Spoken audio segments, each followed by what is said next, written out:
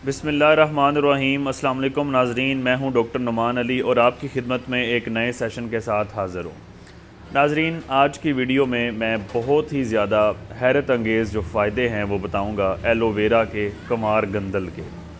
आम तौर पे इंसानों में इसका इस्तेमाल किया जाता है। कुछ लोग सालन बना के भी इसका इस्तेमाल करते हैं, कुछ लोग कच्चा भी इसे खाते हैं मुख्तलिफ़ तरीक़ाकार के साथ। और लड़कियां जो हैं वो औरतें वो सर के बालों के लिए भी इसका इस्तेमाल करते हैं, शाइननेस लाने के लिए, बालों को सिल्की करने के लिए।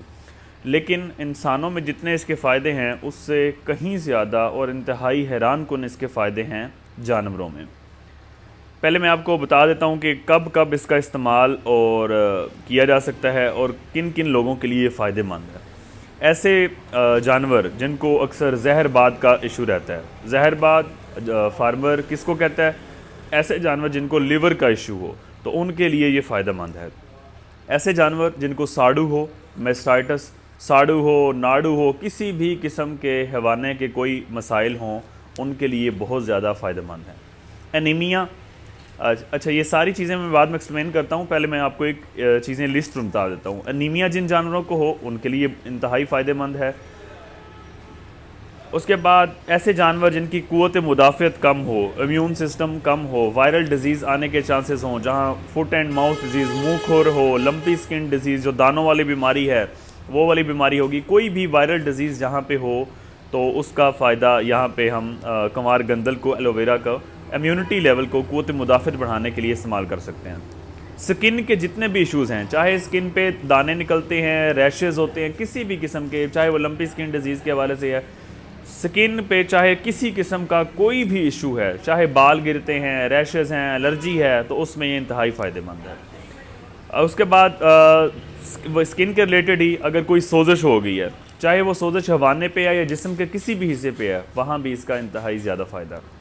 उसके बाद ऐसे जानवर जिनको मुसलसल कब्ज़ रहती है, जितनी भी मेडिसिन इस्तेमाल करवा चुके हैं लेकिन कब्ज़ का मसला, कॉन्स्टिपेशन का मसला हल नहीं हुआ, तो उन जानवरों के लिए भी ये इंतहाई फ़ायदेमंद है। उसके बाद ऐसे जानवर जो हीट पे नहीं आ रहे, बहुत सारे प्रोटोकॉल्स इस्तेमाल किए हैं, सिंक्रोनाइजेशन प्रोटोकॉल इस्तेमाल किए हैं, जानवरों को बहुत सारी चीज़ें खिला चुके हैं लेकिन जानवर फिर भी हीट पे नहीं आ रहे, तो यहाँ भी इसका इस्तेमाल किया जा सकता है और इंतहाई फ़ायदेमंद है। अब कैसे कैसे इस्तेमाल करना है इस चीज़ को, और ऐसी क्या चीज़ें इस चीज़ में मौजूद हैं एलोवेरा के अंदर जो जानवर को इतने ज़्यादा फ़ायदे देती हैं।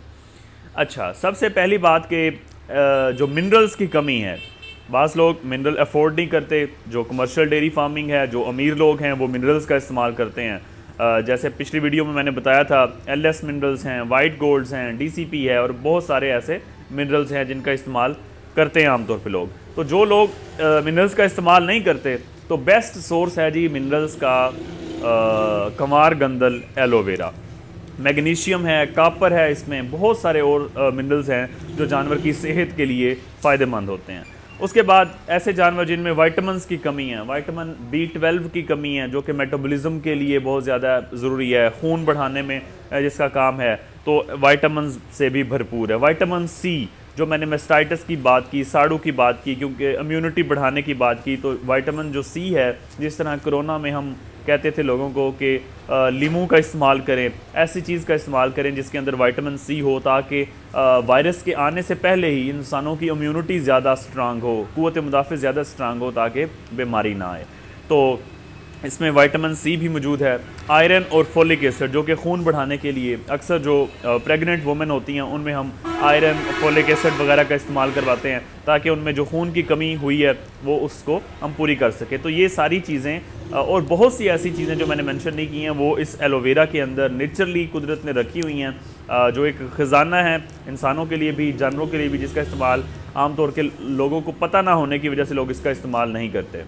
अच्छा, तो जहरबाद जैसे मैंने आपको बताया, लिवर का इशू बनता है, स्किन पे एलर्जी वगैरह हो जाती है, हवाने की तरफ भी ये मसला हो सकता है, मेस्टाइटिस की तरफ, साड़ू की तरफ जा सकता है, तो वहाँ इसका इस्तेमाल बहुत ज़्यादा फ़ायदेमंद है, क्योंकि मैंने आपको बताया इसके अंदर विटामिन C है जो कि क़ुव्वत मुदाफ़ियत को बढ़ाता है, इम्यून सिस्टम को स्ट्रांग करता है।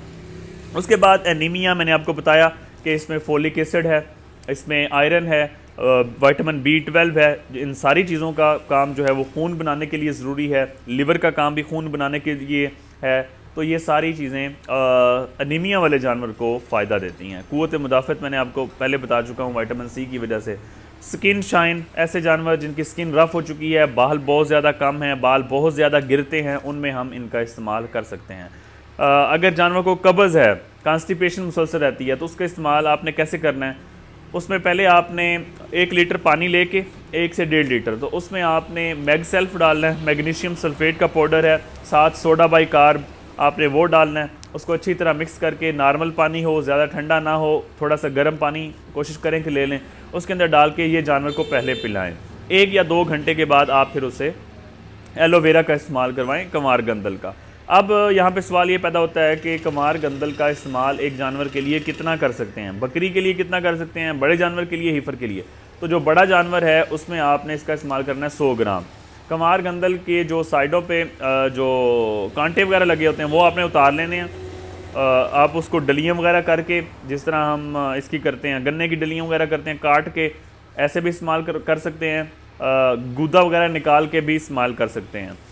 अच्छा, 100 ग्राम बड़े जानवर के लिए। उसके बाद 50 से 70 ग्राम जो है वो हीफर, छोटे जानवर के लिए, जो अभी पैलन है, बच्ची या प्रेग्नेंट हुई है या नहीं हुई, अभी तकरीबन एज उसकी जो है वो पैलन की एज के इर्द गिर्द घूम रही है, तो आप इसमें 50 से 70 ग्राम इसका इस्तेमाल करवा सकते हैं।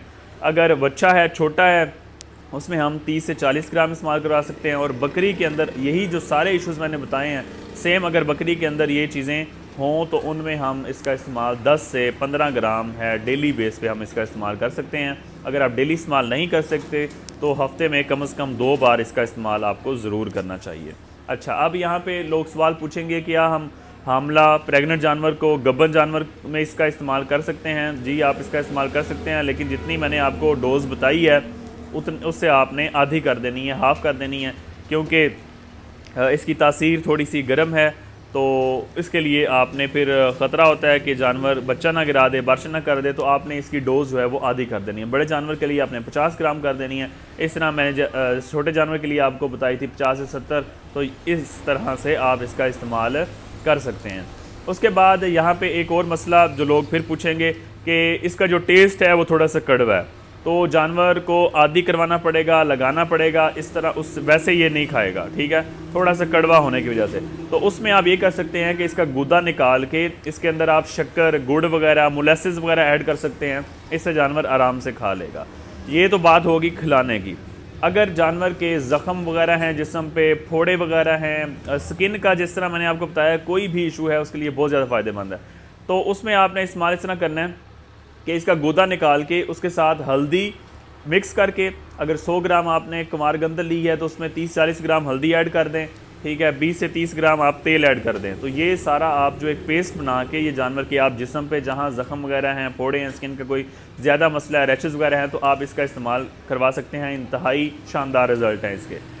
उसके बाद अगर जानवर हीट पे नहीं आ रहे, यूट्रस का कोई इन्फेक्शन चल रहा है, अक्सर जो मेस्टाइटिस है और जो जानवर के यूट्रस के अंदर इन्फेक्शन है, ये अक्सर इकट्ठे हो जाते हैं, तो इनमें इसके शानदार रिज़ल्ट हैं। तो वहाँ आपने इसका इस्तेमाल कैसे करना है? अगर जानवर हीट में नहीं आ रहे, 100 ग्राम आपने तिल लेने हैं और उसमें 100 ग्राम गुड़ ऐड करना है और 100 ग्राम ही आपने एलोवेरा का जो पेस्ट निकाला हुआ है, जो गूदा निकाला है, वो आपने मिक्स कर लेना है। इसको तकरीबन आपने 1 हफ़्ते की इसकी खुराक बना लेनी है और 1 हफ़्ते के लिए इस्तेमाल करना है। इंशाल्लाह अगर आपके जानवर हीट पे पहले नहीं आ रहे थे किसी इन्फेक्शन की वजह से, तो वो हीट में आ जाएंगे। तो ये थे एलोवेरा के जो इंतहाई शानदार और अच्छे रिज़ल्ट हैं। जो बीमारियाँ जिनके ख़िलाफ़ इनको इस्तेमाल किया जा सकता है वो मैंने आपको बताई हैं। जानवरों के हवाले से किसी भी किस्म का कोई भी सवाल हो, कोई भी आपको मसला मसाइल हो, आप कमेंट सेक्शन में पूछ सकते हैं। बहुत शुक्रिया।